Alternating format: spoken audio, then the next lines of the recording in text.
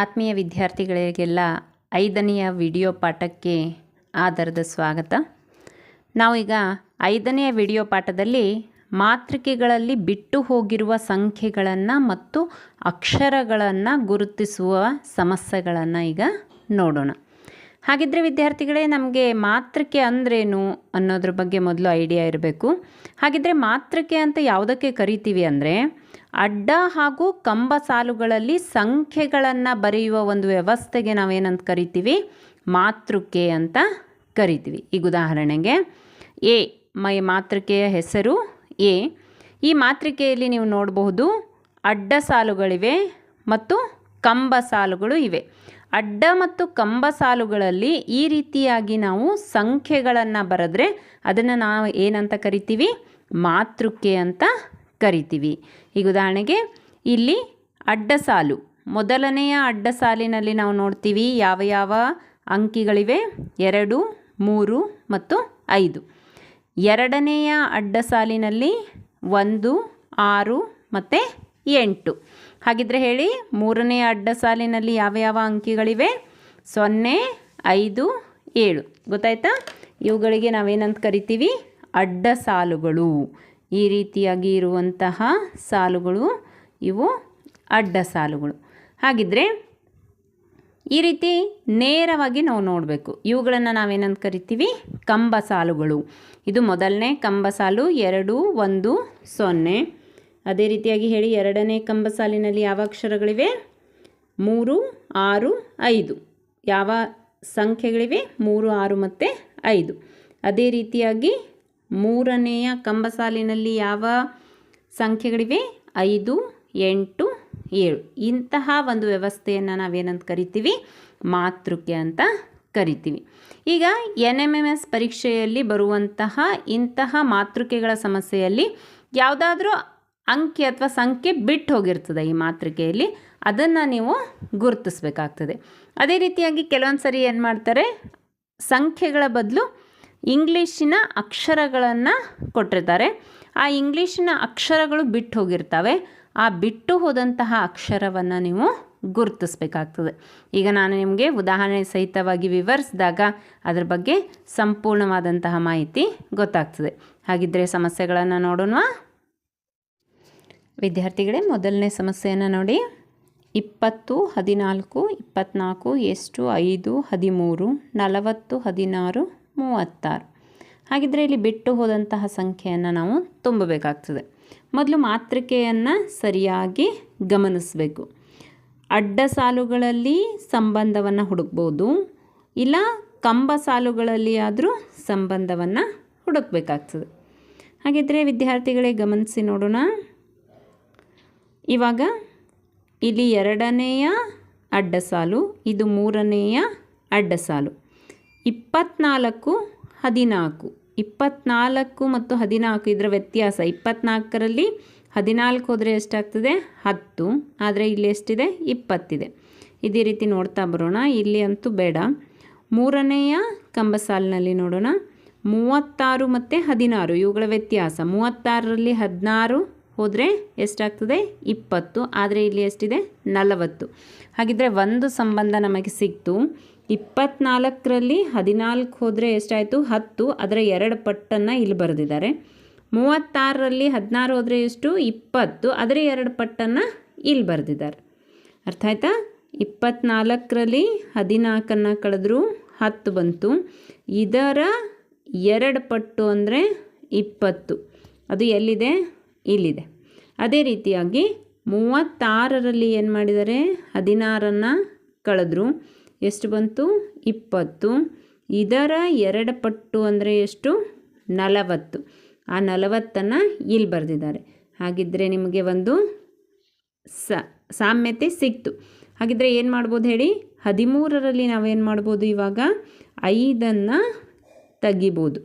ಹಾಗಿದ್ದರೆ 13ರಲ್ಲಿ 5 ಹೋದರೆ ಎಷ್ಟಾಗ್ತದೆ, ಎಷ್ಟಾಗುತ್ತೆ ವಿದ್ಯಾರ್ಥಿಗಳೇ, 8.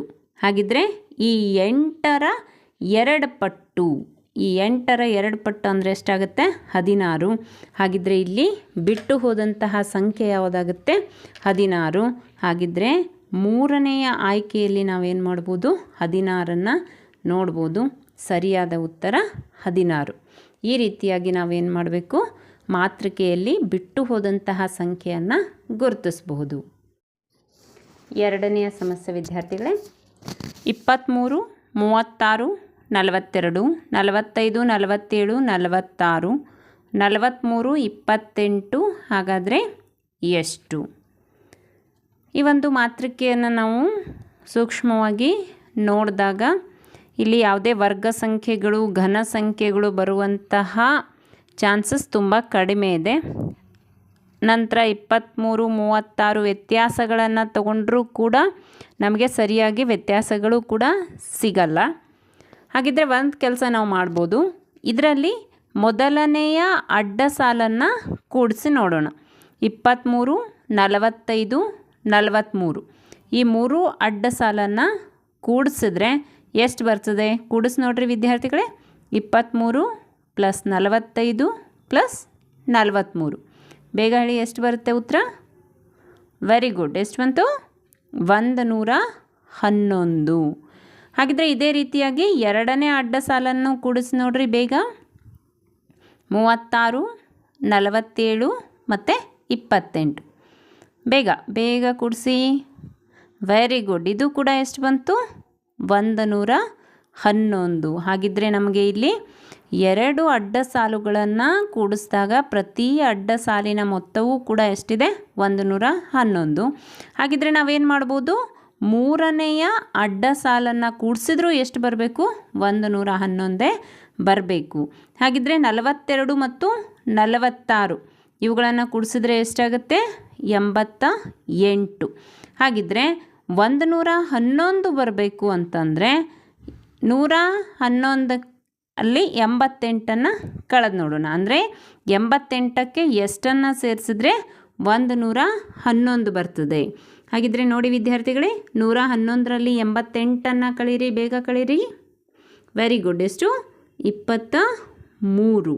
ಹಾಗಿದ್ದರೆ 23 ನಾವು ಇಲ್ಲಿ ಬರೆದ್ವಿ ಅಂದರೆ ಈ ಮೂರೂ ಸಂಖ್ಯೆಗಳನ್ನು ಕೂಡಿಸಿದ್ರೆ ಎಷ್ಟಾಗುತ್ತೆ? ಮೊತ್ತ 111 ಬರ್ತದೆ. ಹಾಗಿದ್ದರೆ ಮೂರನೆಯ ಆಯ್ಕೆ ಏನಾಗಿದೆ? 23 ಇರೋದ್ರಿಂದ ಈ ಒಂದು ಸಮಸ್ಯೆಯ ಉತ್ತರ 23 ಆಗುತ್ತೆ. ಮೂರನೇ ಸಮಸ್ಯೆಯನ್ನು ಗಮನಿಸಿ. 2, 3, 17, 3, 2, 31 ಎಷ್ಟು? 3, 36. ಹಾಗಿದ್ದರೆ ಮೇಲಿನ ಎರಡು ಅಡ್ಡ ಸಾಲುಗಳಲ್ಲಿ ಸಂಖ್ಯೆಗಳು ಚಿಕ್ಕವಿವೆ, ಮೂರನೆಯ ಅಡ್ಡ ಸಾಲಿನಲ್ಲಿರುವಂತಹ ಸಂಖ್ಯೆಗಳು ದೊಡ್ಡದಾಗಿದೆ. ಇದನ್ನು ನಾವು ಗಮನಿಸ್ಬೋದು. ಹಾಗಿದ್ದರೆ ಇವೆರಡನ್ನು ಸೇರಿಸಿದ್ರೆ ನಮಗೆ ಮೂರನೇ ಸಾಲಿನಲ್ಲಿ ಏನಾದರೂ ಸಂಬಂಧ ಸಿಗುತ್ತಾ ಅಂತ ಹುಡುಕಬೇಕು. 2 ಮತ್ತು 3 ಸೇರಿಸಿದ್ರೆ 5 ಬರುತ್ತೆ. ಇಲ್ಲಿರುವುದು 17. ಹಾಗಿದ್ದರೆ ಇವುಗಳ ವರ್ಗಗಳನ್ನು ಸೇರಿಸಿ ನೋಡೋಣ. 2ರ ವರ್ಗ 4, 3ರ ವರ್ಗ 9. 9, 4, 13 ಆಗಬೇಕು. ಆದರೆ ಇಲ್ಲಿ 17 ಇದೆ. ಅಂದರೆ ವರ್ಗ ಸಂಖ್ಯೆಗಳನ್ನು ಸೇರಿಸಲಿಕ್ಕೆ ಆಗಲ್ಲ. ಇನ್ನು ನಂತರದಲ್ಲಿ 17 ಬರಬೇಕಂದ್ರೆ ಇನ್ನೊಂದು ಸ್ವಲ್ಪ ಯೋಚನೆ ಮಾಡಿದರೆ ನಮಗೊಂದು ಸಿಗ್ತದೆ. 2ರ ಘನವನ್ನು ಮಾಡೋಣ. 2ರ ಘನ ಎಷ್ಟಾಗುತ್ತೆ? 8. 3ರ ವರ್ಗವನ್ನು ಮಾಡೋಣ. 3ರ ವರ್ಗ ಎಷ್ಟಾಗುತ್ತೆ? 9. ಹಾಗಿದ್ದರೆ 8 ಮತ್ತು 9 ಸೇರಿಸಿದ್ರೆ ಎಷ್ಟು ಬರುತ್ತೆ? 17. ಇಲ್ಲಿ ಒಂದು ನಮಗೆ ಸಂಬಂಧ ಸಿಕ್ತು. ಅದೇನು? 2ರ ಘನವನ್ನು ಮಾಡಿದ್ವಿ ಮತ್ತು 3ರ ವರ್ಗವನ್ನು ಮಾಡಿದ್ವಿ. 8 ಮತ್ತು 9 ಆಯಿತು. ಅವುಗಳನ್ನು ಸೇರಿಸಿದ್ರೆ ಎಷ್ಟು ಬಂತು? 17. ಅದೇ ರೀತಿಯಾಗಿ ಎರಡನೇದನ್ನು ನಾವೇನು ಪರೀಕ್ಷೆ ಮಾಡಿಬಿಡೋಣ. ಮೊದಲನೆಯ ಅಡ್ಡ ಸಾಲಿನ ಘನವನ್ನು ಮಾಡಿದ್ವಿ. ಆದ್ದರಿಂದ ನಾವೇನು ಮಾಡಬೇಕು? ಇಲ್ಲಿ 3ರ ಘನವನ್ನು ಮಾಡಬೇಕು. ಎರಡನೆಯ ಅಡ್ಡ ಸಾಲಿನಲ್ಲಿ ನಾವೇನು ಮಾಡಿದ್ವಿ? ವರ್ಗ ಮಾಡಿದ್ವಿ. ಆದ್ದರಿಂದ 2ರ ವರ್ಗವನ್ನು ಮಾಡಬೇಕು. ಹಾಗಿದ್ದರೆ 3ರ ಘನ ಎಷ್ಟು? Very good, 27. 2ರ ವರ್ಗ ಎಷ್ಟು? 4.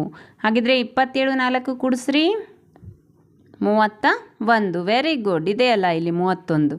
ಹಾಗಿದ್ದರೆ ನಾವು ಕಂಡುಕೊಂಡಂತಹ ಒಂದು ಸಂಬಂಧ ಸರಿಯಾಗಿದೆ. ಅಂದರೆ ಮೊದಲನೇ ಅಡ್ಡ ಸಾಲಿನ ಘನಕ್ಕೆ ಎರಡನೆಯ ಅಡ್ಡ ಸಾಲಿನ ವರ್ಗವನ್ನು ಸೇರಿಸಿದ್ರೆ ಮೂರನೆಯ ಅಡ್ಡ ಸಾಲು ನಮಗೆ ಸಿಗ್ತದೆ. ಹಾಗಿದ್ದರೆ ಇಲ್ಲಿ ಎಷ್ಟು? ಯಾವ ಸಂಖ್ಯೆಯ ಘನಕ್ಕೆ? ನಾನು ಅದನ್ನು ಎಕ್ಸ್ ಅಂತ ತಗೋತೀನಿ. ಯಾವ ಸಂಖ್ಯೆಯ ಘನಕ್ಕೆ 3ರ ವರ್ಗವನ್ನು ಸೇರಿಸಿದ್ರೆ ಎಷ್ಟು ಬರಬೇಕು? 36 ಬರಬೇಕು. ಹಾಗಿದ್ರೆ 3ರ ವರ್ಗ ಎಷ್ಟು ವಿದ್ಯಾರ್ಥಿಗಳೇ? 9. ಹಾಗಿದ್ರೆ ಯಾವ ಸಂಖ್ಯೆಗೆ 9ನ್ನು ಸೇರಿಸಿದ್ರೆ 36 ಬಂತು? Very good. ಯಾವುದದು ಸಂಖ್ಯೆ? 27. 27ಕ್ಕೆ ನಾವೇನು ಮಾಡ್ಬೋದು? 9ನ್ನು ಸೇರಿಸಿದ್ರೆ ನಮಗೆ 36 ಬರ್ತದೆ. ಹಾಗಿದ್ರೆ 27 ಯಾವ ಒಂದು ಸಂಖ್ಯೆಯ ಘನ? Very good. ಯಾವ ಸಂಖ್ಯೆಯ ಘನ ಅದು? ಅದು 3ರ ಘನ. ಹಾಗಿದ್ರೆ ಬಿಟ್ಟು ಹೋದಂತಹ ಜಾಗೆಯಲ್ಲಿ ನಾವು ತುಂಬಬೇಕಾದಂತಹ ಸಂಖ್ಯೆ ಯಾವುದು? 3. ಹಾಗಿದ್ರೆ ಆಯ್ಕೆಯಲ್ಲಿ ಎಲ್ಲಾದರೂ ಇದೆಯಾ? ಇದೆಯಲ್ಲ, ಮೊದಲನೇ ಆಯ್ಕೆನೇ 3. ಆದ್ದರಿಂದ ಮಾತೃಕೆಯಲ್ಲಿ ಬಿಟ್ಟು ಹೋದಂತಹ ಸಂಖ್ಯೆ 3. ಇದನ್ನು 2020ರ NMMS ಪರೀಕ್ಷೆಯಲ್ಲಿ ಈ ಒಂದು ಸಮಸ್ಯೆಯನ್ನು ಕೇಳಲಾಗಿದೆ. ಎರಡನೆಯ ಸಮಸ್ಯೆಯನ್ನು ನೀವು ನೋಡಿದ್ರಲ್ಲ, ಆ ಎರಡನೆಯ ಸಮಸ್ಯೆಯನ್ನು 2019ರ NMMS ಪರೀಕ್ಷೆಯಲ್ಲಿ ಈ ಒಂದು ಸಮಸ್ಯೆಯನ್ನು ಕೇಳಲಾಗಿದೆ. ವಿದ್ಯಾರ್ಥಿಗಳೇ, 4ನೇ ಸಮಸ್ಯೆ. 28, 8, 7, 27, 6, 9, 25 ಎಷ್ಟು? 5. ಸ್ವಲ್ಪ ಈ ಸಂಖ್ಯೆಗಳನ್ನು ಗಮನಿಸಿದಾಗ ನಮಗೆ 2ನೆಯ ಕಂಬ ಸಾಲು ಮತ್ತು 3ನೆಯ ಕಂಬ ಸಾಲು ಚಿಕ್ಕದಿದೆ, ಮೊದಲನೆಯ ಕಂಬ ಸಾಲಿನ ಸಂಖ್ಯೆಗಳು ದೊಡ್ಡದಿದೆ. ಹಾಗಿದ್ರೆ 2 ಮತ್ತು 3ನೆಯ ಕಂಬ ಸಾಲುಗಳಿಂದ ನಾವು ಮೊದಲನೆಯ ಕಂಬ ಸಾಲಿನ ಸಂಖ್ಯೆಗಳನ್ನು ಪಡಿಬಹುದಾ ಅಂತ ನೋಡೋಣ. ಈಗ 7 ಮತ್ತು 8ನ್ನು ಕೂಡಿಸಿದ್ರೆ 28 ಬರಲ್ಲ. ಹಾಗಿದ್ರೆ ಈ 2 ಕಂಬ ಸಾಲುಗಳನ್ನು ಕೂಡಿಸ್ಲಿಕ್ಕೆ ಆಗಲ್ಲ. ಹಾಗಿದ್ರೆ ಇವುಗಳನ್ನು ಗುಣಿಸಿದ್ರೆ ಏನಾದರೂ ಇದು ಬರುತ್ತಾ? 7 ಮತ್ತು 8ನ್ನು ಗುಣಿಸಿದ್ರೆ 28 ಬರುತ್ತಾ? ಇಲ್ಲ. 7 ಮತ್ತು 8ನ್ನು ಗುಣಿಸಿದ್ರೆ 28 ಬರಲ್ಲ. ಆದರೆ 7ನ್ನು ಎಷ್ಟರಿಂದ ಗುಣಿಸಿದ್ರೆ 28 ಬರುತ್ತೆ? Very good. ಎಷ್ಟರಿಂದ? 4ರಿಂದ. 7 4 28. ಹಾಗಿದ್ರೆ 8ರ ಬದಲು ಏನು ಹಾಕಿದೆ ನಾನು? 4ನ್ನು ಹಾಕಿದೆ, ಅಂದರೆ 8ರ ಅರ್ಧ. ಅದೇ ರೀತಿಯಾಗಿ ಇಲ್ಲಿ ಬರೋಣ. ಈಗ 9ನ್ನು ಎಷ್ಟರಿಂದ ಗುಣಿಸಿದ್ರೆ 27 ಬರುತ್ತೆ? 9ನ್ನು 3ರಿಂದ ಗುಣಿಸಿದ್ರೆ 27 ಬರುತ್ತೆ. ಆದರೆ ಇಲ್ಲಿ ಎಷ್ಟಿದೆ? 6 ಇದೆ, ಅಂದರೆ 3ರ ಡಬಲ್ ಇದೆ. 6ರ ಅರ್ಧ ಮಾಡಿದಾಗ ನಮಗೇನು ಸಿಗುತ್ತೆ? 3 9 27. 8ನ್ನು ಅರ್ಧ ಮಾಡಿದರೆ 4 ಸಿಗುತ್ತೆ. 4 7 28. ಹಾಗಿದ್ರೆ ಇಲ್ಲಿ ಒಂದು ಸಂಖ್ಯೆ ಬರ್ತದೆ, ಅದನ್ನು ಅರ್ಧ ಮಾಡಿ 5ರಿಂದ ಗುಣಿಸಿದ್ರೆ ನಮಗೆ 25 ಬರ್ತದೆ. ಹಾಗಿದ್ರೆ 5ಕ್ಕೆ ಎಷ್ಟರಿಂದ ಗುಣಿಸಿದ್ರೆ 25 ಬರುತ್ತೆ? 5ಕ್ಕೆ 5ರಿಂದ ಗುಣಿಸಿದ್ರೆ 25 ಬರ್ತದೆ. ಆದರೆ ಇಲ್ಲಿ ಎಂತಹ ಸಂಖ್ಯೆಯನ್ನು ತುಂಬಬೇಕು? ಈ 5ರ ದ್ವಿಗುಣ ಇರಬೇಕು, ಡಬಲ್ ಇರಬೇಕು. ಅಂದರೆ ಎಷ್ಟು? 10. ಹಾಗಿದ್ರೆ ಇಲ್ಲಿ ನಾವು 10ನ್ನು ತುಂಬಿದರೆ 10ರ ಅರ್ಧ ಎಷ್ಟಾಗ್ತದೆ? 5. 5 5 25. ಹಾಗಿದ್ರೆ ಉತ್ತರ ಎಷ್ಟು? 10. ಇದು ಎರಡನೆಯ ಆಯ್ಕೆ. ವಿದ್ಯಾರ್ಥಿಗಳಿಗೆ ನಿಮಗೆ ಅರ್ಥ ಆಯಿತು ಅಂತ ಭಾವಿಸ್ತೀನಿ. ಇನ್ನೊಂದು ಸರಿ ನೋಡಿಬೇಕಿದ್ರೆ 8ರ ಅರ್ಧ ಮಾಡಬೇಕು. ಎಷ್ಟಾಗುತ್ತೆ? 4. 4 7 28. ಇದರ ಡಬಲ್ ಏನಾಗಿದೆ? ಇಲ್ಲಿದೆ. ನೆಕ್ಸ್ಟ್ 3 9 27. ಈ 3ರ ಡಬಲ್ ಎಲ್ಲಿದೆ? ಇಲ್ಲಿದೆ, 6. ಅಂದರೆ ಎರಡನೆಯ ಕಂಬ ಸಾಲಿನಲ್ಲಿ. ಹಾಗಿದ್ರೆ ಎಷ್ಟರಿಂದ 5ನ್ನು ಗುಣಿಸಿದ್ರೆ 25 ಬರುತ್ತೆ? 5ರಿಂದ 5ನ್ನು ಗುಣಿಸಿದ್ರೆ 25 ಬರ್ತದೆ. ಇದರ ದ್ವಿಗುಣ ಅಂದರೆ ಇದರ ಡಬಲ್ ಸಂಖ್ಯೆ ಎಲ್ಲಿ ಬರಬೇಕು? ಇಲ್ಲಿ ಬರಬೇಕು. ಇದರ ಡಬಲ್ ಅಂದರೆ ಎಷ್ಟು? 10. ಇಲ್ಲಿ ಬರಬೇಕಾದಂತಹ ಸಂಖ್ಯೆ 10. ಈ ರೀತಿಯಾಗಿ ನಾವೇನು ಮಾಡಬೇಕು? ಮಾತೃಕೆಗಳಲ್ಲಿ ಅಲ್ಲಿರುವಂತಹ ಸಂಖ್ಯೆಗಳೊಂದಿಗೆ ಆಟ ಆಡಬೇಕು. ಆ ಸಂಖ್ಯೆಗಳನ್ನು ವರ್ಗ ಮಾಡೋದು, ಘನ ಮಾಡೋದು, ಕೂಡಿಸೋದು, ಕಳೆಯೋದು, ಗುಣಿಸೋದು, ಭಾಗಿಸೋದು, ಈ ರೀತಿಯಾಗಿ ಆ ಸಂಖ್ಯೆಗಳಲ್ಲಿ ನಾವೇನು ಮಾಡಬೇಕು? ಗಣಿತದ ಪ್ರಕ್ರಿಯೆಗಳ ಮೂಲಕ ಆಟವನ್ನು ಆಡಿದರೆ ಅಲ್ಲಿ ನಮಗೆ ಒಂದು ಸಂಬಂಧ ಸಿಗ್ತದೆ. ಆ ಸಂಬಂಧದ ಮೂಲಕ ನಾವೇನು ಮಾಡ್ಬೋದು? ಬಿಟ್ಟು ಹೋದಂತಹ ಸಂಖ್ಯೆಗಳನ್ನು ಗುರುತಿಸಬಹುದು. ವಿದ್ಯಾರ್ಥಿಗಳೇ, ಇದು 2020ರ NMMS ಪರೀಕ್ಷೆಯಲ್ಲಿ ಕೇಳಿದಂತಹ ಒಂದು ಸಮಸ್ಯೆ. ಇನ್ನು ಇದೇ ರೀತಿಯಾಗಿ 5ನೇ ಸಮಸ್ಯೆಯನ್ನು ನಾವೀಗ ನೋಡೋಣ. ಇದು ಕೂಡ 2020ರಲ್ಲಿ ಕೇಳಿದಂತಹ ಒಂದು ಸಮಸ್ಯೆ. 5 47 7 6 ಎಷ್ಟು 4 7 71 8. ಇಲ್ಲಿ ನೋಡಿ ಯಾವ ಸಾಲುಗಳು ಚಿಕ್ಕವಿವೆ ಮತ್ತು ಯಾವ ಸಾಲುಗಳಲ್ಲಿನ ಸಂಖ್ಯೆಗಳು ದೊಡ್ಡದಿದೆ ಇದನ್ನು ಮೊದಲು ಗಮನಿಸ್ಕೊಳ್ಳೋಣ. ಮೊದಲನೆಯ ಕಂಬ ಸಾಲಿನ ಸಂಖ್ಯೆಗಳು ಚಿಕ್ಕದಾಗಿದೆ, ಮೂರನೆಯ ಕಂಬ ಸಾಲಿನ ಸಂಖ್ಯೆಗಳು ಚಿಕ್ಕದಾಗಿವೆ. ಆದರೆ ಮಧ್ಯದಲ್ಲಿ ಬರುವಂತಹ ಎರಡನೆಯ ಕಂಬ ಸಾಲಿನ ಸಂಖ್ಯೆಗಳು ದೊಡ್ಡದಾಗಿದೆ. ಹಾಗಿದ್ದರೆ ಮೊದಲನೆಯ ಮತ್ತು ಮೂರನೆಯ ಕಂಬ ಸಾಲುಗಳ ಸಂಖ್ಯೆಗೂ ಹಾಗೂ ಮಧ್ಯದ ಕಂಬ ಸಾಲಿನ ಸಂಖ್ಯೆಗೂ ಏನಾದರೂ ಸಂಬಂಧ ಐತಾ ಅನ್ನೋದನ್ನು ನಾವೀಗ ನೋಡೋಣ. 5 ಮತ್ತು 7 ಇವುಗಳನ್ನು ಕೂಡಿಸಿದ್ರೆ, ಗುಣಿಸಿದ್ರೆ, ಭಾಗಿಸಿದ್ರೆ ಏನಾದರೂ 47 ಬರ್ತದಾ ಅನ್ನೋದನ್ನು ನೀವು ನೋಡಬೇಕು. ಎಲ್ಲಾದರೂ ಬಂತಾ? ಇಲ್ಲ. 5 × 7 ಅಂದರೆ 35 ಆಗುತ್ತೆ. 47 ಬರಲ್ಲ. ಕೂಡಿಸಿದ್ರೂ ಬರಲ್ಲ, ಕಳೆದ್ರೂ ಬರಲ್ಲ. ಹಾಗಿದ್ದರೆ ವರ್ಗ ಸಂಖ್ಯೆಗಳನ್ನು ಒಂದು ಸರಿ ಟ್ರೈ ಮಾಡಿ ನೋಡಿ. 5ರ ವರ್ಗ 25, 7ರ ವರ್ಗ 49. ಇದನ್ನು ಕೂಡ ಕೂಡಿಸಿದ್ರೆ ಕಳೆದ್ರೆ ಏನು ಮಾಡಿದರೂ 47 ಬರಲ್ಲ. ಹಾಗಿದ್ದರೆ ಮತ್ತೊಂದನ್ನು ನಾವು ಟ್ರೈ ಮಾಡೋಣ. 5ರ ಮಗ್ಗಿಯಲ್ಲಿ 47 ಏನಾದರೂ ಇದೆಯಾ? ಇಲ್ಲ. ಆದರೆ 5 8 40, ಅದಕ್ಕೆ 7ಅನ್ನು ಕೂಡಿಸಿದ್ರೆ 47 ಬರ್ತದೆ. ಹಾಗಿದ್ದರೆ 5ಅನ್ನು ಎದರಿಂದ ಗುಣಿಸಿದ್ವಿ? 8ರಿಂದ. ನೆಕ್ಸ್ಟ್ ಯಾವುದು ಗುಣಿಸ್ಬೋದು? ಕೆಳಗಡೆ 9. ನೆಕ್ಸ್ಟ್ 7ಅನ್ನು ಎದರಲ್ಲೇ ಗುಣಿಸ್ಬೋದು? 10. 7 10 70. 70ಕ್ಕೆ 8ಅನ್ನು ಕೂಡಿಸಿದ್ರೆ 78 ಆಗ್ತದೆ. ಆದರೆ ಇಲ್ಲಿ ಇರುವಂಥದ್ದು 71. ಹಾಗಿದ್ದರೆ ಈ ಒಂದು ಸಂಬಂಧನೂ ಕೂಡ ಬರಲ್ಲ. ಹಾಗಿದ್ದರೆ ಇತ್ತ ಕಡೆಯಿಂದ ಹೋಗೋಣ. 7ರ ಮಗ್ಗಿಯಲ್ಲಿ ಏನಾದರೂ 47 ಇದೆನಾ? ಇಲ್ಲ. ಹಾಗಿದ್ದರೆ ಇದಕ್ಕೆ ಸಮೀಪದ ಸಂಖ್ಯೆ ಯಾವುದಿದೆ? 7 6 42. 42ಕ್ಕೆ 5ಅನ್ನು ಕೂಡಿಸಿದ್ರೆ 47, 1 ಸಿಕ್ತು. 7ಕ್ಕೆ ಏನು ಮಾಡಿದ್ವಿ? 6ರಿಂದ ಗುಣಿಸಿದ್ವಿ. 7 6 42, ಅದಕ್ಕೆ ಪ್ಲಸ್ 5ಅನ್ನು ಮಾಡಿದ್ವಿ. ಅದನ್ನ ಬೇಕಿದ್ರೆ ಇಲ್ಲಿ ಬರೀತೀನಿ. 7 × 6 + 5. ಅದೇ ರೀತಿ ಈಗ ಮಧ್ಯದನ್ನು ನೋಡಬೇಕು ಅಂದರೆ ಅಲ್ಲಿ ಸಂಖ್ಯೆ ಇಲ್ಲ. ಮೂರನೆಯ ಅಡ್ಡ ಸಾಲಿಗೆ ಬರೋಣ. ಇದನ್ನು 6ರಲ್ಲೇ ಗುಣಿಸಿದ್ರೆ ಇದನ್ನು 7ರಲ್ಲೇ ಗುಣಿಸ್ಬೇಕಾಗತ್ತೆ, ಇದನ್ನು 8ರಲ್ಲೇ ಗುಣಿಸ್ಬೇಕಾಗತ್ತೆ. ಹಾಗಿದ್ದರೆ 8ಅನ್ನು ಎದರಲ್ಲೇ ಗುಣಿಸೋಣ? 8ರಲ್ಲೇ. 8 8 64 ಸಿಕ್ತು. 64ಕ್ಕೆ ಎಷ್ಟನ್ನು ಕೂಡಿಸ್ಬೇಕು? 7ಅನ್ನು ಕೂಡಿಸ್ಬೇಕು. Very good. ಎಷ್ಟು ಸಿಗ್ತದೆ? 71. ಮಧ್ಯದ ಸಂಖ್ಯೆ ಸಿಕ್ತು. ಇಲ್ಲೂ ಕೂಡ ನಮಗೆ ಮಧ್ಯದ ಸಂಖ್ಯೆ ಎಷ್ಟು ಸಿಕ್ಕಿತ್ತು? 47 ಸಿಕ್ಕಿತ್ತು. ಹಾಗಿದ್ದರೆ ಈ ಒಂದು ಸಂಬಂಧ ನಮಗೆ ಸರಿಯಾಗಿ ಹೊಂದುತ್ತೆ. ಹಾಗಿದ್ದರೆ 4ಅನ್ನು ಈ 8ಅನ್ನು 8ರಿಂದ ಗುಣಿಸಿದ್ವಿ. 4ಅನ್ನು ಎಷ್ಟರಿಂದ ಗುಣಿಸ್ಬೇಕಾಗಿದ್ದರೆ 7ರಿಂದ ಗುಣಿಸ್ಬೇಕು. ಹಾಗಿದ್ದರೆ 4 × 7, ಇದಕ್ಕೇನನ್ನು ಸೇರಿಸ್ಬೇಕು? 6ಅನ್ನು ಸೇರಿಸ್ಬೇಕು. 7 4 28. 28ಕ್ಕೆ 6ಅನ್ನು ಸೇರಿಸಿದ್ವಿ. ಎಷ್ಟು ಬಂತು? 34. ಹಾಗಿದ್ದರೆ ನೋಡಿರಿ, ಆಯ್ಕೆಯಲ್ಲಿ ಉತ್ತರ ಇದೆನಾ? ಇದೆಯಲ್ಲ. ಮೂರನೆಯ ಸಿ ಆಯ್ಕೆ ಎಷ್ಟಿದೆ? 34. ಹಾಗಿದ್ದರೆ ಈ ಒಂದು ಮಾತೃಕೆಯಲ್ಲಿ ಇಲ್ಲಿ ಬಿಟ್ಟು ಹೋದಂತಹ ಸಂಖ್ಯೆ ಎಷ್ಟಾಗುತ್ತೆ ವಿದ್ಯಾರ್ಥಿಗಳೇ? 34. ತುಂಬ ಚೆನ್ನಾಗಿದೆಯಲ್ಲ. ಈ ರೀತಿಯಾಗಿ ನಾವೇನು ಮಾಡಬೇಕು? ಸಂಬಂಧಗಳನ್ನು ಗುರುತಿಸಬೇಕು. ಇದು ಕೂಡ 2020ರಲ್ಲಿ ಕೇಳಿದಂತಹ ಒಂದು ಸಮಸ್ಯೆ. ಇವಾಗ ನೋಡಿ, ನಾನು ಝಡ್ದಿಂದ ರಿವರ್ಸ್ ಆರ್ಡರ್ನಲ್ಲಿ ಏನು ಮಾಡ್ತಾ ಬಂದಿದ್ದೀನಿ? ನಂಬರ್ಗಳನ್ನು ಕೊಡ್ತಾ ಬಂದಿದ್ದೀನಿ. ಹಾಗಿದ್ದರೆ ಐಗೆ ಯಾವ ಒಂದು ಸಂಖ್ಯೆ ಬಂದಿದೆ? 18. ಅದೇ ರೀತಿಯಾಗಿ ಆರ್ಗೆ ಯಾವ ಸಂಖ್ಯೆ ಬಂದಿದೆ? 9. ವೈಗೆ ಯಾವ ಸಂಖ್ಯೆ ಬಂದಿದೆ? 2. ಹಾಗಿದ್ದರೆ 18 9 2. ನೋಡಿ, ಏನಾದರೂ ಖುಷಿ ಆಯಿತಾ? ಹೌದಲ್ವಾ? 9 ಮತ್ತು 2ಅನ್ನು ಗುಣಿಸಿದ್ರೆ ಏನು ಬಂದುಬಿಡುತ್ತೆ?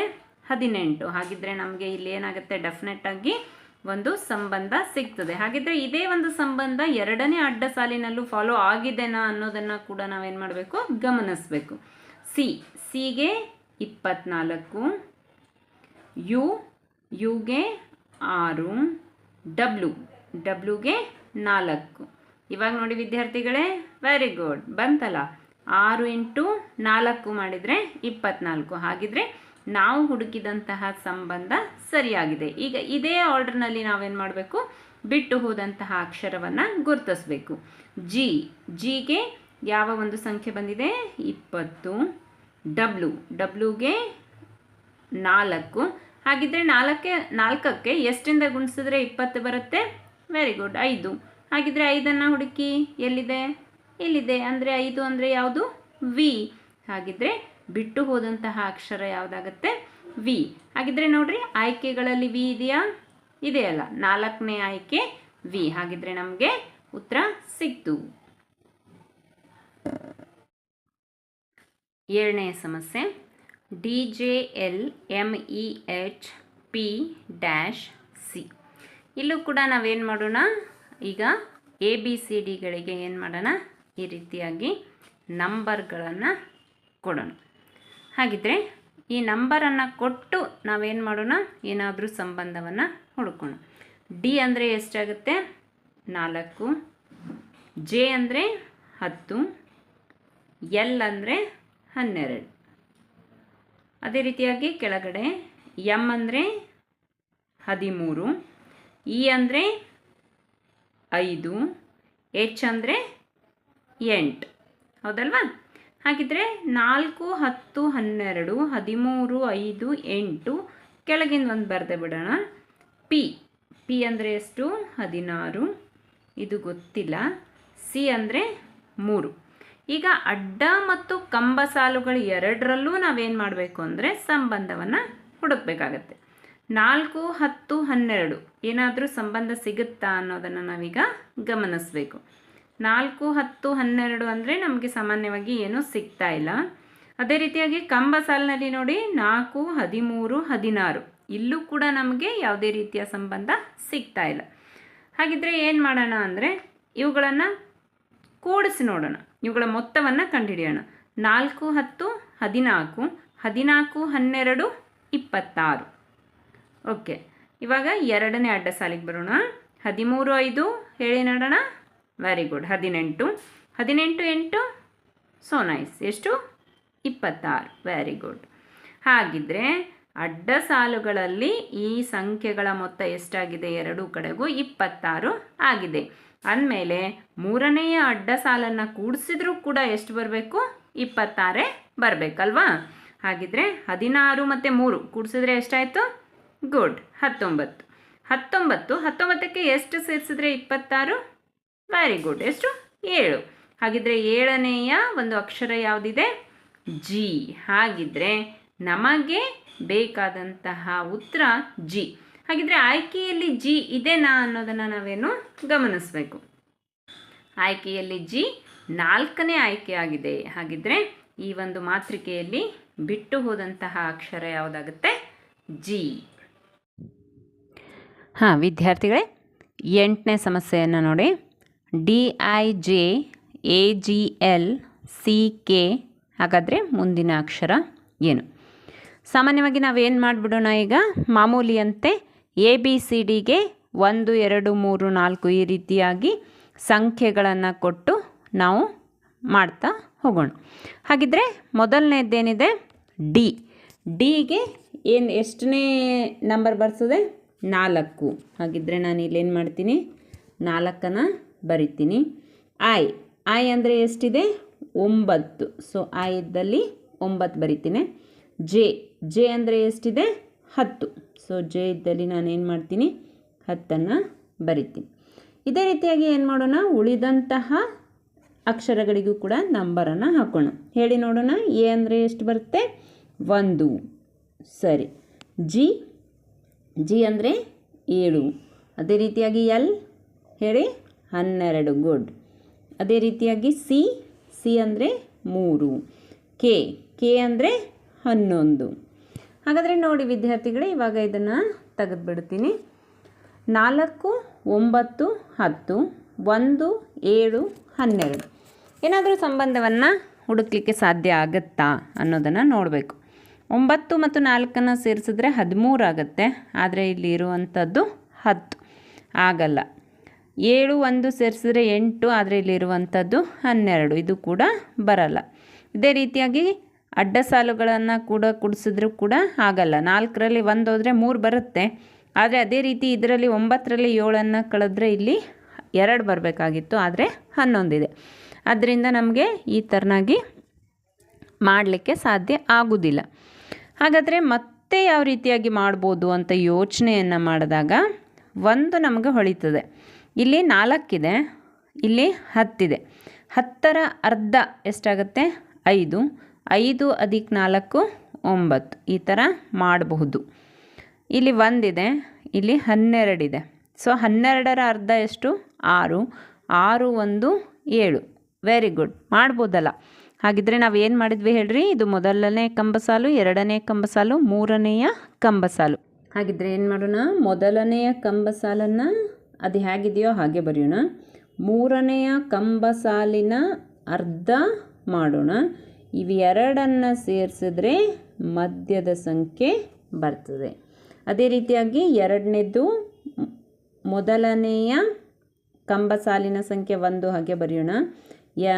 ಮೂರನೆಯ ಕಂಬಸಾಲಿನಲ್ಲಿ 12 ಇದೆ, ಅದನ್ನು ಅರ್ಧ ಮಾಡೋಣ. 6 ಆಯಿತು. 6 1 7 ಅಂದರೆ ಮಧ್ಯದ ಸಂಖ್ಯೆ ಆಯಿತು. ಅದೇ ರೀತಿಯಾಗಿ ಮೊದಲನೇ ಕಂಬಸಾಲಿನಲ್ಲಿರುವಂತಹ ಮೂರನೆಯ ಸಂಖ್ಯೆ ಎಷ್ಟು? 3. ಮೂರನೆಯ ಕಂಬಸಾಲಿನಲ್ಲಿ ಎಷ್ಟಿದೆ ಅನ್ನೋದು ನಮಗೆ ಗೊತ್ತಿಲ್ಲ. ಇವೆರಡನ್ನು ಸೇರಿಸಿದ್ರೆ ಏನಾಗಬೇಕು? 11 ಬರಬೇಕು. ಹಾಗಿದ್ರೆ 3ಕ್ಕೆ ಎಷ್ಟನ್ನು ಸೇರಿಸ್ತೀರಿ? 3ಕ್ಕೆ 8 ಸೇರಿಸಿದ್ರೆ ಏನಾಗುತ್ತೆ? 11 ಬರ್ತದೆ. ಆದರೆ ಇಲ್ಲಿ ಇದರ ಡಬಲ್ ಇರುವಂತಹ ಸಂಖ್ಯೆ ಇಲ್ಲಿರ್ತದೆ. 5ರ ಡಬಲ್ 10 ಇದೆ, 6ರ ಡಬಲ್ 12 ಇದೆ. ಆದ್ದರಿಂದ 8ರ ದುಪ್ಪಟ್ಟು ಅಥವಾ ಡಬಲ್ ಇರುವಂತಹ ಸಂಖ್ಯೆ ಇಲ್ಲಿ ಬರಬೇಕು. ಹಾಗಿದ್ರೆ 8ರ ಡಬಲ್ ಅಂದರೆ ಎಷ್ಟಾಗುತ್ತೆ? 16. ಆದ್ದರಿಂದ ನಾವು ಈಗ ABCDಗಳಲ್ಲಿ 16ನೆಯ ಒಂದು ಅಕ್ಷರ ಯಾವುದು ಅನ್ನೋದನ್ನು ಹುಡುಕಬೇಕು. 16ನೇ ಅಕ್ಷರ ಯಾವುದಿದೆ? P. ಹಾಗಿದ್ರೆ ಕೊಟ್ಟಿರುವಂತಹ ಆಯ್ಕೆಗಳಲ್ಲಿ P 4ನೆಯ ಆಯ್ಕೆ ಆಗಿದೆ. ಈ ಒಂದು P ಅಕ್ಷರ ಏನಾಗಬೇಕು? ಈ ಬಿಟ್ಟು ಹೋದಂತಹ ಒಂದು ಸ್ಥಾನದಲ್ಲಿ ಬರಬೇಕಾಗ್ತದೆ. ಅರ್ಥ ಆಯ್ತಾ ವಿದ್ಯಾರ್ಥಿಗಳೇ? ಈ ರೀತಿಯಾಗಿ ವಿಭಿನ್ನವಾಗಿ ಆಲೋಚನೆ ಮಾಡಲಿಕ್ಕೆ ನಮ್ಮನ್ನು ಪ್ರಚೋದಿಸುವಂತಹ ಅನೇಕ ಸಮಸ್ಯೆಗಳನ್ನು NMMS ಪರೀಕ್ಷೆಯಲ್ಲಿ ನೀಡ್ತಾರೆ. 1 ವರ್ಷ ನೀಡಿದಂತಹ ಸಮಸ್ಯೆಗಳಿಗಿಂತ ಮತ್ತೆ ಮುಂದಿನ ವರ್ಷ ನೀಡುವ ಸಮಸ್ಯೆಗಳಲ್ಲಿ ಮತ್ತೆ ಇದೇ ರೀತಿಯಾಗಿ ಅನೇಕ ಭಿನ್ನತೆಗಳನ್ನು ನಾವು ಕಾಣ್ತೀವಿ. ಪ್ರಶ್ನೆಗಳಿಗೆ ಉತ್ತರಿಸುವಾಗ ನಾವು ಎಲ್ಲ ಆ್ಯಂಗಲ್ನಿಂದನೂ ಕೂಡ ಯೋಚನೆಯನ್ನು ಮಾಡಬೇಕಾಗತ್ತೆ. ವಿಭಿನ್ನವಾಗಿ ಆಲೋಚನೆಯನ್ನು ಮಾಡಿ ನಮ್ಮ ತಾರ್ಕಿಕ ಶಕ್ತಿಯನ್ನು ಹೆಚ್ಚು ಮಾಡಿಕೊಂಡು ಅಲ್ಲಿ ನಾವು ಬಿಡಿಸಿದ್ದೇ ಆದರೆ ನಮಗೆ ಉತ್ತರಗಳು ಬೇಗನೆ ಸಿಗ್ತವೆ. 9ನೇ ಸಮಸ್ಯೆಯನ್ನು ಗಮನಿಸಿ. M 2 ಎಷ್ಟು? H 5 26, N 3 34. ಹಾಗಿದ್ರೆ ನೋಡಿ ವಿದ್ಯಾರ್ಥಿಗಳೇ, ನಾವು ಇಲ್ಲಿಯವರೆಗೆ ಮಾಡಿದಂತಹ ಸಮಸ್ಯೆಗಳಿಗೂ ಮತ್ತು ಈ ಸಮಸ್ಯೆಗೂ ಏನಾದರೂ ನಿಮಗೆ ವ್ಯತ್ಯಾಸ ಕಾಣುತ್ತಾ? ಡೆಫಿನೆಟಾಗಿ ಕಾಣುತ್ತೆ. ಯಾಕೆ ಹೇಳಿ? ನಾವು ಮಾತೃಕೆಗಳಲ್ಲಿ ಏನು ಮಾಡಿದ್ವಿ? ಒಂದು ಸಂಪೂರ್ಣವಾಗಿ ಸಂಖ್ಯೆಗಳಾದರೂ ಇದ್ವು, ಇಲ್ಲ ಸಂಪೂರ್ಣವಾಗಿ ಅಕ್ಷರಗಳಾದರೂ ಇದ್ವು. ಆದರೆ ಈ ಒಂದು ಸಮಸ್ಯೆಯಲ್ಲಿ ಮೊದಲನೆಯ ಕಂಬಸಾಲಿನಲ್ಲಿ ಅಕ್ಷರಗಳಿವೆ, 2 ಮತ್ತು 3ನೆಯ ಕಂಬಸಾಲುಗಳಲ್ಲಿ ಸಂಖ್ಯೆಗಳಿವೆ. ಅಂದರೆ ಇಲ್ಲಿ ಏನು ಮಾಡಿದ್ದಾರೆ? ಅಕ್ಷರಗಳನ್ನು ಮತ್ತು ಸಂಖ್ಯೆಗಳನ್ನು ಸಹ ಸಂಬಂಧಗೊಳಿಸಿದ್ದಾರೆ. ನಾನು ಆವಾಗಲೇ ಹೇಳಿದಂತೆ ಪ್ರಶ್ನೆಗಳಲ್ಲಿ ವಿಭಿನ್ನತೆಯನ್ನು ನಾವು ಕಾಣ್ತೀವಿ. ಹೊಸದಾದಂತಹ ಪ್ರಶ್ನೆಗಳನ್ನು ಇಲ್ಲಿ ಕೇಳಲಾಗ್ತದೆ. ನಾವು ಕೂಡ ಅದೇ ರೀತಿಯಾಗಿ ಯೋಚನೆಯನ್ನು ಮಾಡ್ತಾ ಈ ಪ್ರಶ್ನೆಗಳನ್ನು ಬಿಡಿಸ್ಬೇಕಾಗತ್ತೆ. ಇಂತಹ ಸಮಸ್ಯೆಗಳನ್ನು ಬಿಡಿಸಿದಾಗ ನಮಗೆ ನಿಜಕ್ಕೂ ತುಂಬ ಖುಷಿ ಅನಿಸ್ತದೆ. ಆದ್ದರಿಂದ ಇಂತಹ ಸಮಸ್ಯೆಗಳನ್ನು ನಾವು ಹೆಚ್ಚು ಬಿಡಿಸೋದ್ರಿಂದ ನಮ್ಮ ತಾರ್ಕಿಕತೆ ಕೂಡ ಹೆಚ್ಚಾಗುತ್ತೆ. ಹಾಗಿದ್ರೆ ವಿದ್ಯಾರ್ಥಿಗಳೇ, ಇವಾಗ ಏನು ಮಾಡೋಣ? MHN ಇಂಗ್ಲೀಷ್ನ ಅಕ್ಷರಗಳಿವೆ. ನಾವು ಮಾಮೂಲಿಯಂತೆ ಏನು ಮಾಡೋಣ? ಎಲ್ಲ ABCD ಅಕ್ಷರಗಳಿಗೆ ನಾವು ಆವಾಗಲೇ ನಂಬರನ್ನು ಕೊಟ್ಟಿದ್ವಿ. ಈ ಒಂದು ಚಾರ್ಟನ್ನು ಏನು ಮಾಡೋಣ? ಇವಾಗ ರೆಫರ್ ಮಾಡೋಣ. ಸೊ M ಅಂದರೆ ನೋಡಿ ಎಷ್ಟಿದೆ ಸಂಖ್ಯೆ? 13. ಇದು 13ನೆಯ ಒಂದು ಅಕ್ಷರ. ಹಾಗಿದ್ದರೆ ಅದೇ ರೀತಿಯಾಗಿ H ಅನ್ನು ನೋಡಿ, ಇದು H ಎಷ್ಟನೆಯ ಅಕ್ಷರ? 8ನೆಯ ಅಕ್ಷರ. ಸೊ N 14ನೆಯ ಅಕ್ಷರ. ಇವಾಗ ಏನು ಮಾಡೋಣ ಅಂದರೆ ಏನಾದರೂ ಸಂಬಂಧ ಸಿಗುತ್ತಾ ಅನ್ನೋದನ್ನು ಹುಡುಕೋಣ. ಈಗ ಮೊದಲನೇ ಅಡ್ಡ ಸಾಲು ಇನ್ಕಂಪ್ಲೀಟ್ ಇದೆ, ಇದು ಕಂಪ್ಲೀಟ್ ಇಲ್ಲ, ಇದನ್ನು ಬಿಟ್ಬಿಡೋಣ. ಸೊ ಎರಡನೇ ಅಡ್ಡ ಸಾಲಿಗೆ ಬನ್ನಿ. 8 ಮತ್ತು 5 ಇದು 26 ಇದೆ. ಸೊ 8 ಮತ್ತು 5 ಕೂಡಿಸ್ ನೋಡ್ರಿ ಎಷ್ಟಾಯಿತು 13. ಹಾಗಿದ್ರೆ 13ರ ಡಬಲ್ ಏನಾಗಿದೆ ಇಲ್ಲಿ ಬಂದಿದೆ 26. ಅದೇ ರೀತಿ ಕೆಳಗಿಂದಿದೆನಾ ಅನ್ನೋದನ್ನು ಯೋಚನೆ ಮಾಡೋಣ. 14 ಮತ್ತು 3 ಕೂಡಿಸಿದ್ರೆ ಎಷ್ಟಾಯಿತು 17. 17ರ ದುಪ್ಪಟ್ಟು 34. ನಮಗೆ ಒಂದು ಸಂಬಂಧ ಇಲ್ಲಿ ಸಿಕ್ಬಿಡ್ತು. ಅದೇ ಸಂಬಂಧವನ್ನು ನಾವೇನು ಮಾಡಬೇಕು ಇವಾಗ ಮೊದಲನೆಯ ಅಡ್ಡ ಸಾಲಿಗೂ ಕೂಡ ಅನ್ವಯ ಮಾಡಬೇಕಾಗುತ್ತೆ. ಹಾಗಿದ್ರೆ ಇಲ್ಲಿ ಎಷ್ಟಿದೆ 13, ಇಲ್ಲಿ 2. 13 ಮತ್ತು 2 ಸೇರಿಸಿ ಎಷ್ಟಾಯಿತು 15. 15 ಡಬಲ್ ಮಾಡಬೇಕು ಎಷ್ಟಾಯಿತು 30. Very simple. ಹಾಗಿದ್ರೆ ಏನಾಯಿತು 30 ಸರಿಯಾದಂತಹ ಆಯ್ಕೆ. ಈ ರೀತಿಯಾಗಿ ಸುಲಭವಾಗಿರ್ತವೆ ಪ್ರಶ್ನೆಗಳು, ಆದರೆ ವಿಭಿನ್ನ ಆಗಿರ್ತವೆ. ವಿದ್ಯಾರ್ಥಿಗಳೇ, ಈವರೆಗೆ ನಿಮಗೆ ನಾನು ಏನು ಮಾತೃಕೆಗಳಲ್ಲಿ ಅಕ್ಷರಗಳು ಇರುವಂತಹ ಸಮಸ್ಯೆಗಳನ್ನು ಮಾಡಿ ತೋರಿಸಿದೆ. ಇವೆಲ್ಲ 2019 ಮತ್ತು 20ನೇ ಸಾಲಿನ NMMS ಪರೀಕ್ಷೆಯಲ್ಲಿ ಕೇಳಲಾದಂತಹ ಪ್ರಶ್ನೆಗಳೇ ಆಗಿವೆ.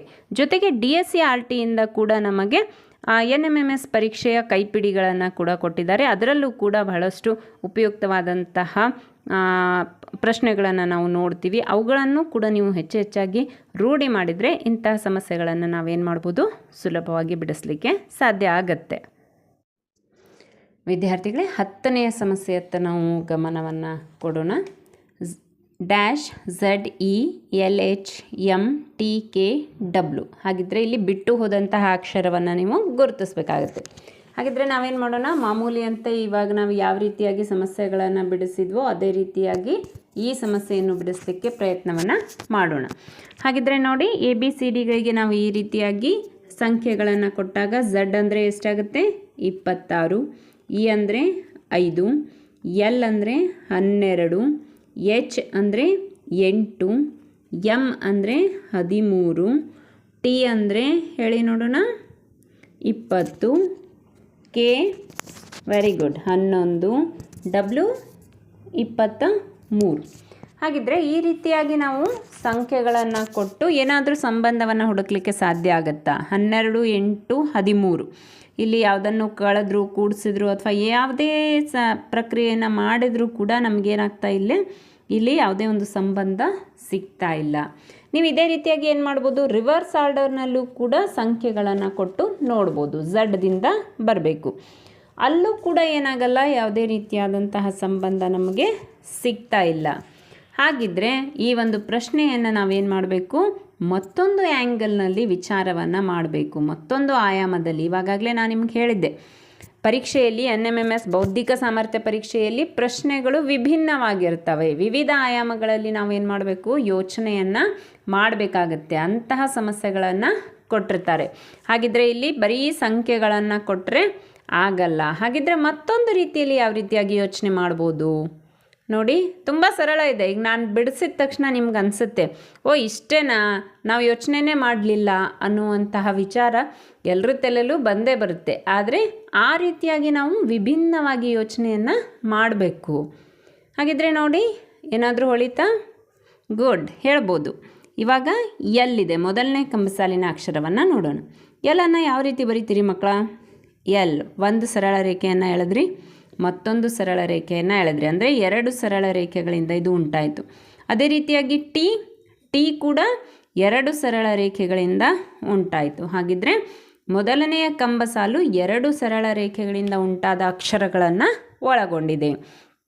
ಹಾಗಿದ್ರೆ ಎರಡನೇ ಕಂಬಸಾಲು ವಿಚಾರ ಮಾಡಿ, ಝಡ್ನಲ್ಲಿ ಎಷ್ಟು ಸರಳ ರೇಖೆಗಳಿವೆ?